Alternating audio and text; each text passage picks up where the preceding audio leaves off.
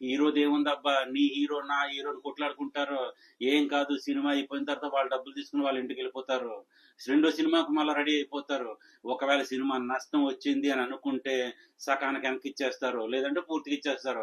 పూర్తిగా ఇచ్చేసిన పోయేది ఏముంది, ఆ 50 కోట్లు 100 కోట్లు వెనక్కి ఇచ్చేస్తే వచ్చిన నష్టం ఏమి లేదు. ప్రొడ్యూసర్ ఆలోచించేది హీరో 100 కోట్లు వెనక్కి ఇచ్చాడా 50 కోట్లు వెనక్కి ఇచ్చాడా అనేది కాదు. ఒకళ్ళు ఇచ్చేసిన ప్రొడ్యూసర్ కి పెద్ద ఫరక్ పడదు. ఎందుకంటే ప్రొడ్యూసర్ 400 కోట్లు ఖర్చు పెడితే లేదా 500 ఖర్చు పెడితే 500కి ఇంకో 500 రావాలనుకుంటాడు. ఆ కష్టానికి ప్రతిఫలం ఆశిస్తాడు. కష్టపడ్డ లేబర్ కి బోనస్లు ఇస్తాడు, పండగ చేసుకోమంటాడు. అది కదా నిజమైన పండగ అంటేని. మనం ఒక పైరసీ వచ్చింది ఎంకరేజ్ చేసామంటే మనకు దెబ్బ పడిపోతుంది. ఇప్పుడు పుష్పరాజుకు పడిపోయింది దెబ్బ, ఏం చేయగలుగుతాము? 20 నిమిషాల షో డిస్ప్లే అయిపోతుంది. మాటలు లేవు, మాట్లాడుకోవడాలు లేవు. ప్రశాంతంగా ఉన్న ఘాట్ జిల్లాని మనలో ఒక 20 నిమిషాలు యాడ్ చేసి మళ్ళా రేపారు. మళ్ళా విధ్వంసం మొదలైంది. ప్రపంచం కొనసాగుతూనే ఉంది. పుష్పరాజ్ ఎవరు తగ్గేదేలే. అల్లు అర్జున్ ఫ్యాన్స్ కి యాంటీ ఫ్యాన్స్ కి చిన్న క్లారిటీ ఇవ్వాల్సి ఉంది. క్లారిటీ ఇచ్చేసి నేను కలెక్షన్ లోకి వెళ్తాను. పుష్పరాజ్ వైఎస్ఆర్ సిపి సపోర్ట్ తీసుకున్నాడు, అందుకనే పేక్ కలెక్షన్స్ వేసుకుంటున్నాడు. పేక్ కలెక్షన్స్ వేసుకున్న సపోర్ట్ దొరుకుతుందంటే అది వైఎస్ఆర్ సిపి సపోర్ట్ అని చాలా మంది కామెంట్ చేశారు. చాలా మంది క్వశ్చన్స్ వేస్తున్నారు. అది 100% తప్పు. అది ఏ సినిమా వాళ్ళైనా సరే ఏ పార్టీకి సపోర్ట్ ఇవ్వరు, సపోర్ట్ తీసుకోరు. ఎందుకంటే ఆ పార్టీ అడ్వర్టైజ్మెంట్ ఈ సినిమాలో ఉండాలి. ఉండాలి అంటే సినిమా కష్టం అయిపోతుంది. అన్ని పార్టీలు కలుపుకొని చూడరు కదా, అందరు ప్రజలకు నచ్చదు కదా. సో సినిమా సినిమాగానే తీస్తారు. సినిమా ఏ పార్టీకి సపోర్ట్ ఇవ్వదు, ఏ పార్టీ సపోర్ట్ తీసుకోదు. మీకు క్లారిటీ వచ్చిందని అర్థమవుతుంది. ఇంకా నెక్స్ట్ యాంటీ ఫ్యాన్స్ కి చెప్పాల్సింది ఏంటంటే, గేమ్ చేంజర్ పబ్లిక్ లోకి వచ్చేసింది, హెచ్డి ప్రింట్ వచ్చేసింది అని ఆహా ఓహో అన్నారు. ఇప్పుడు ఎంతో కష్టపడి తీసిన 20 నిమిషాలు ఫిలిం యాడ్ చేసింది యూట్యూబ్ లోకి వచ్చేసింది. మరి ఇప్పుడు ఏమంటారు? ప్రజల 20 నిమిషాలు చూడడానికే వెళ్ళాలి, వేలు ఖర్చు పెట్టుకుని. అది యూట్యూబ్ లో ఫ్రీగా దొరుకుతుందని స్క్రీన్ షాట్ చేస్తాను, చూసుకోండి. ఎందుకంటే నేను తంబేల్లో ఎందుకు రాయలేదో తెలుసా? నేనే అడ్వర్టైజ్మెంట్ ఇచ్చినట్టు ఉంటది. నేనే 20 నిమిషాలు షో వేస్తున్నారా యూట్యూబ్ లో చూసుకోండి అన్నట్టు ఉంటది. నా ఛానల్లో అంత పోటుగాళ్ళు ఫాలోవర్స్ ఎవరు కరెక్ట్ అవ్వలేదు.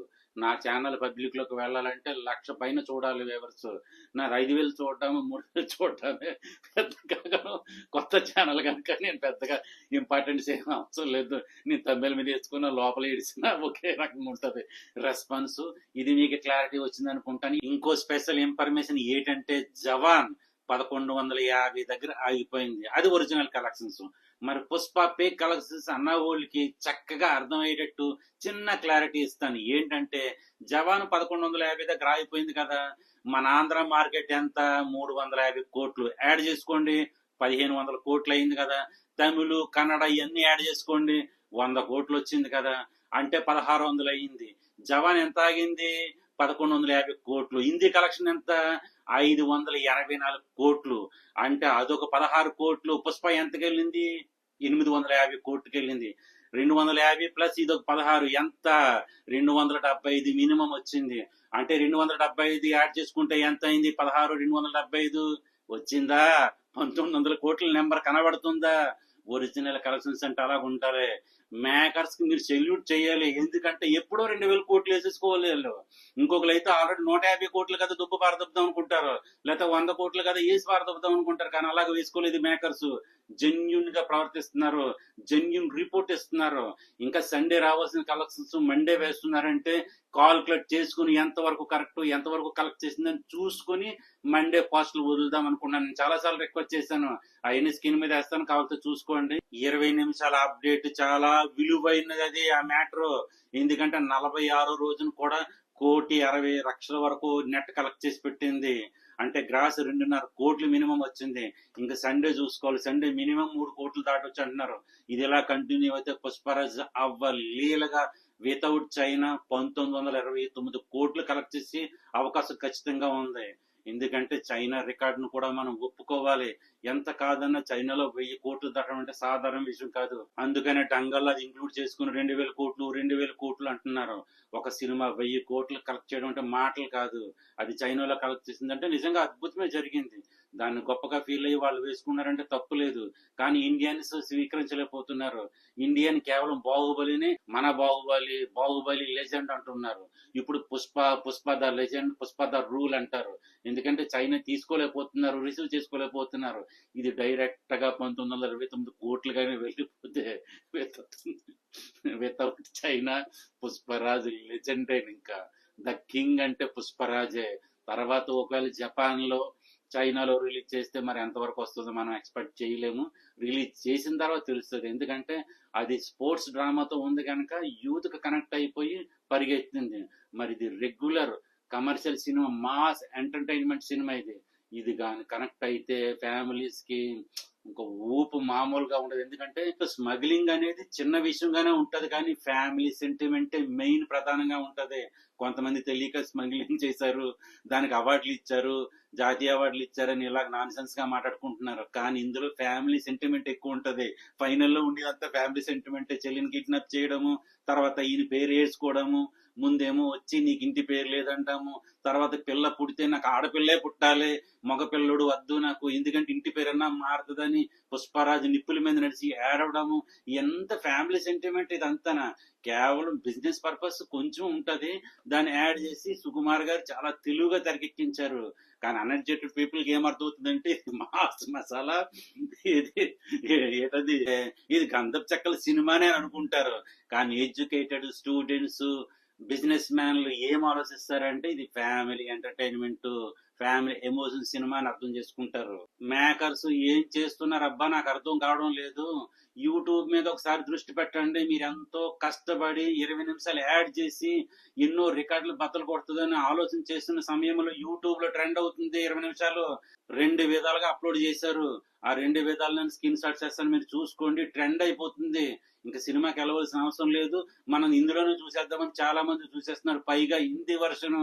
మీరు యూట్యూబ్ మీద దృష్టి పెడుతూ ఉండాలి. సినిమా తీస్తే సరిపోదు, సినిమాని ఎంతవరకు చేర్చాలి అంతవరకు మనం డే అండ్ నైట్ కష్టపడాలి. యూట్యూబ్ లో కూర్చోవాలి, యూట్యూబ్ మీద దృష్టి పెట్టాలి. పుష్ప మేకర్స్ కి నేను చేసే రిక్వెస్ట్ ఏంటంటే ప్రతి సినిమా పైరసీ అయిపోతుంది. గేమ్ చేంజర్ 250 కోట్లు నష్టం వచ్చింది. అది లైట్ తీసుకుంటే పుష్పరాజు, ఇదిగో పుష్పరాజు 20 నిమిషాల షో బయటకు వచ్చేసింది, ఎన్ని కోట్లు నష్టం. ఇది చూడడానికి తండోపతండాలుగా జనాలు రావాల్సింది యూట్యూబ్ లో చూసేస్తే ఏంటి పరిస్థితి? మీ అంచనాలు తప్పు అవుతాయి కదా. ఒక సినిమా బయటకు వచ్చిందని లైట్ గా తీసుకోకూడదు, ఇంకో సినిమా కూడా బయటకు వచ్చేస్తుంది. అప్పుడు మనకైతే ఏమవుతుంది, మన పరిస్థితి ఏమవుతుంది ఆలోచించాలి. ప్రతి ఒక్కరు దీని మీద సీరియస్ గా తీసుకోవాలి. పైరసీ అనేది ఎవరికైనా ప్రాబ్లమే. ఎందుకంటే ఒక ప్రొడ్యూసరే కాదు, దాంట్లో పనిచేసిన వాళ్ళందరూ రోడ్డు మీదకి వచ్చేస్తారు. ఎందుకంటే సినిమా హిట్ అయితే బోనస్లు తీసుకుని సంతోషంగా బిర్యానీలు తింటారు ఇంటికెళ్ళి పేదవాళ్ళతోని. అలా కాకుండా పైరసీ రిలీజ్ అయిపోయి నష్టాలు వస్తే జీతాలు ఇవ్వగలుగుతారా, వాళ్ళకి బోనస్లు ఇవ్వగలుగుతారా? ఎంతమంది కష్టం.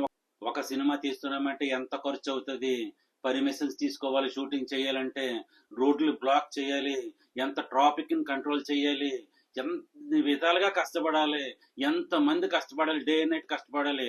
వీళ్ళందరూ కష్టపడితేనే సినిమా బయటకు వస్తుంది. హీరోది ఏముందబ్బా, నీ హీరో నా హీరోని కొట్లాడుకుంటారు, ఏం కాదు. సినిమా అయిపోయిన తర్వాత వాళ్ళు డబ్బులు తీసుకుని వాళ్ళ ఇంటికి వెళ్ళిపోతారు, రెండో సినిమాకు మళ్ళీ రెడీ అయిపోతారు.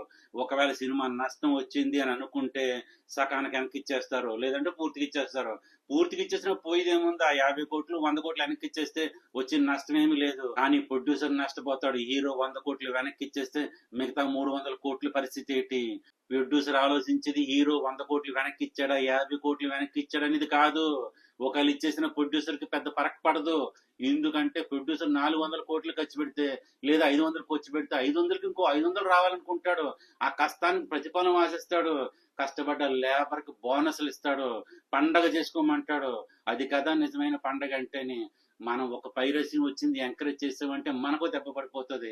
ఇప్పుడు పుష్పరాజుకు పడిపోయిన దెబ్బ ఏం చేయగలుగుతాము? 20 నిమిషాల షో డిస్ప్లే అయిపోతుంది.